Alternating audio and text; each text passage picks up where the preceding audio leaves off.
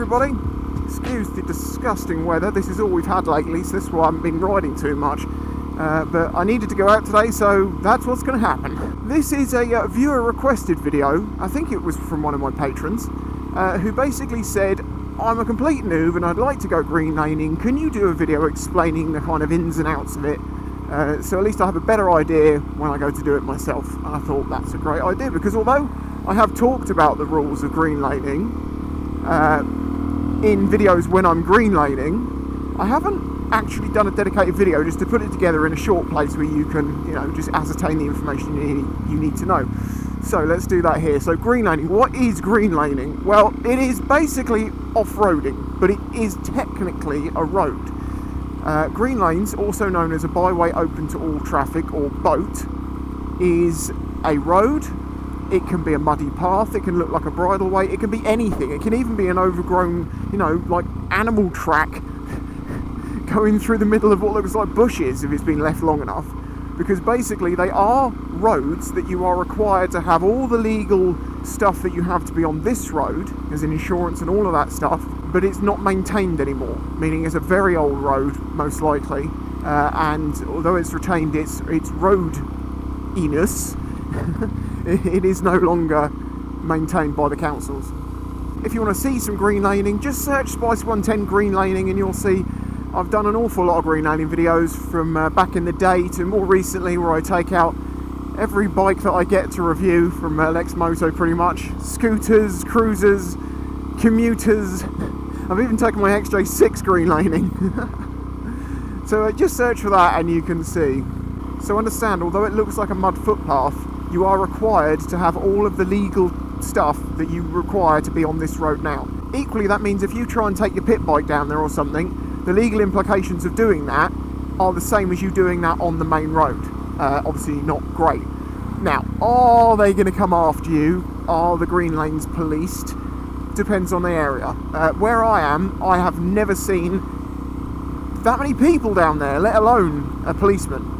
However, there are some areas of the country that have their own dedicated teams on off-road bikes, so so they are policed in places. That's something I can't really help you on. How do I find green lanes near me? That's a pretty easy one. Bywaymap.co.uk or .com. I'll put a link in the description. Basically, this is a map where you can see all of the green lanes. It's important, however, to make sure that this is up to date at the time that you go there. You can just go to the area and just ride around the country roads like I do and look for lanes. And the way you can tell if something is a green lane or not is, well, for the South Downs anyway, is they have these little coloured markers with an acorn on it, and it lets you know whether it's a footpath, a bridleway, or a byway open to all traffic.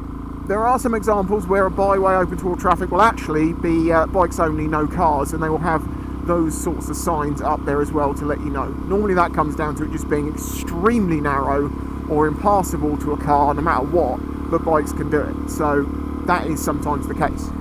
I've never seen one that says cars and no bikes. So you can use that website and then double check when you're there by looking at the signage. Sometimes the signage is overgrown, so it is a bit of a tricky one. Another way you can find them is to just go and get an Ordnance Survey map. However, be aware that obviously maps don't update, paper ones, and they tend to be quite behind if you find one just laying around. And particularly in places like the South Downs, where it went from being the South Downs to the South Downs National Park, they closed so many of the lanes that the maps are now completely useless, the ones that I had, so I have to rely on signage and that website. In your local area, you might find a local greenlaning group or greenlaning association, who are basically people who work together actively to use green lanes responsibly and without annoying the main public, basically because the public only have to complain a few times and the councils are just like, oh, just close it, just stop them doing that. And it is completely ruining greenlaning for people, just because, you know, Deirdre from number 7's moved in 2 weeks ago next to a green lane that's been there for 40 years or more, 100 years, 200 years, whatever, and she's like, oh no, it's noisy, I don't like it, and they'll close it. And this leads me on to sort of the conduct on the green lanes and the speed and stuff, and also a few tips. Again, this can vary from place to place, so don't take this as gospel. But generally the code of conduct is be courteous to people on foot or on push bikes. slow right down, even to a stop when passing each other, or at least just make sure you've got plenty of room and don't go flying past them. Anything can happen. You could hit a rock and go wrong and go straight into them. You don't want your day to end that way. So when you see someone, slow down, give them a little nod, be friendly. That's something I do, even if you're being scowled at by someone who's very not happy about you being on this green lane. Be courteous and friendly. If they do have a go at you, just say, this is a byway open to all traffic and I'm legally allowed to do this. Sorry for the inconvenience, I'll carry on my way. Yeah, you might want to just scream and shout in their face, but it's just better to keep to the code of conduct and just be like, yes, whatever. And it's particularly important that if you see horses ahead, be willing to stop and turn your engine off. Just sit there for a couple of minutes, take a breather and let them go past. They will love you for it. They will hate you if you don't, because you could cause them injury if they fall off, if you go whizzing past them. And I know a lot of them won't even say thank you because they think we're scum that shouldn't be on these paths. I'm afraid that's just the way it is sometimes. But generally I find that if you slow down and stop and turn your engine off and just give them a little wave, they'll normally be courteous enough to say thanks. Speed. What sort of speed can you do on a green lane? Now this is a very grey area. However, my understanding of it is because it has no posted speed limit, it is technically a national speed limit, which means 60 miles an hour. Does that mean you can go 60 miles an hour on a green lane? I wouldn't. If it was completely open, you could see all the way along the stretch that you're about to sort of blast down, there's no chance of a person appearing out the sides, then yeah, I guess you probably could do that. The problem is most green lanes have blind corner after blind corner, surprises, big bumps, big dips, and people obviously, and you don't want to come round a corner at 60 mile an hour and go straight into someone's kids. Just going to put it straight like that. There will be people on it. It's not a racetrack, it is a footpath that you are happened to be allowed to ride bikes on. There is another very good reason I don't advise going too fast down green lanes, and that is because of what I mentioned earlier, the locals. In the area that I do greenlaning, the locals don't like it.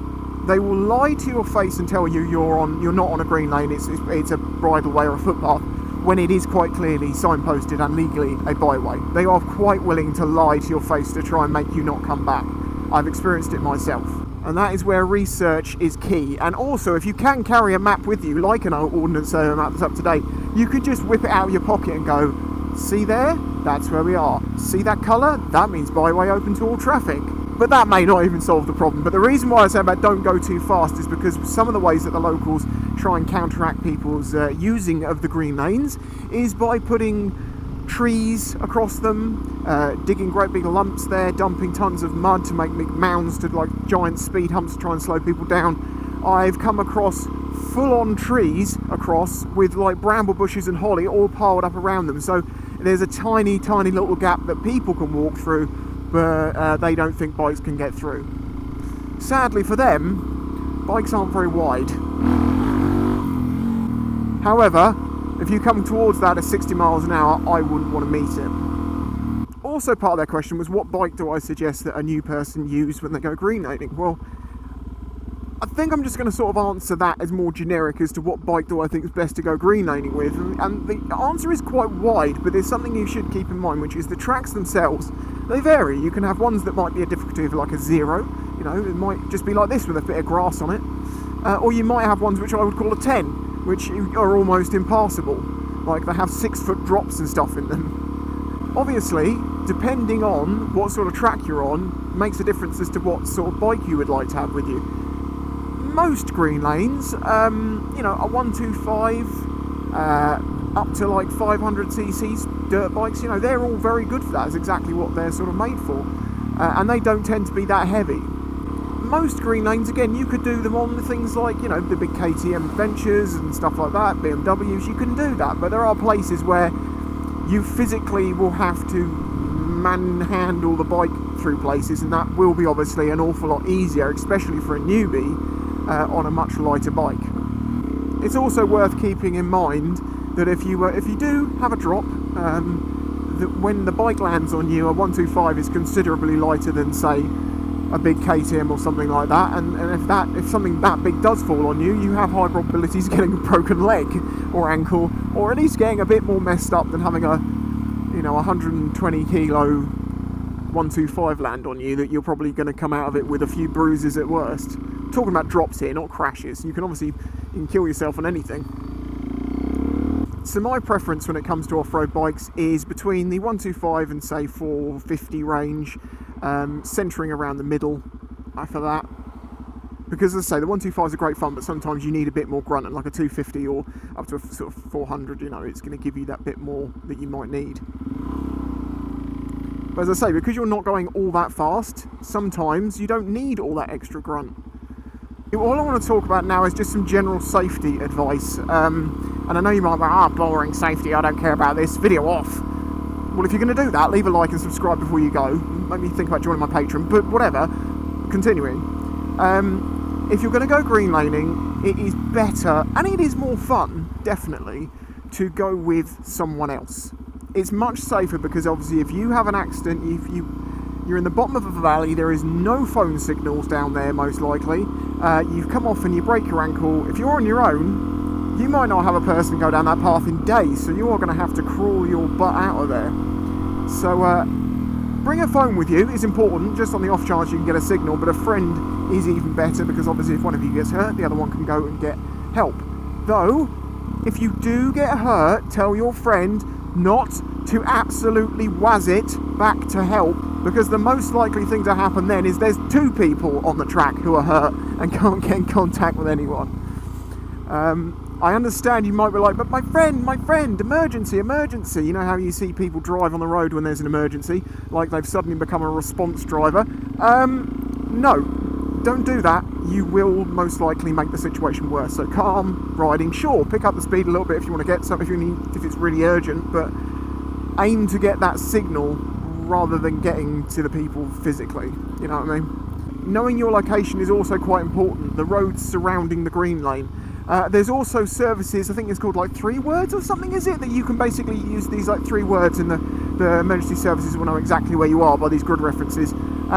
That's something you can look into, and I believe they've done some advertising saying that's something they're actually paying attention to now and using as a reference. But obviously if you had a GPS on you and you could actually give them coordinates, that's your best bet.